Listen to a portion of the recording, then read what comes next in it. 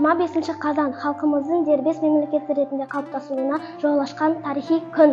Бұл халқымыздың еркіндікке қол жеткізген, ел рухын бекіткен мәртебелі мереке республика күні. Республика халықтың таңдауы, елдің еркіндігі, бұл бірлігіміздің, татулығымыздың, бейбіт өміріміздің бастауы. Республика күні тарихымызды еске түсіріп, болашаққа сеніммен қарауға шақыратын күн. Көгілдір туымыз бейбітшіліктің, достықтың нышаны. Елтаңбамыз елдігіміздің айғағы, рухымыздың символы.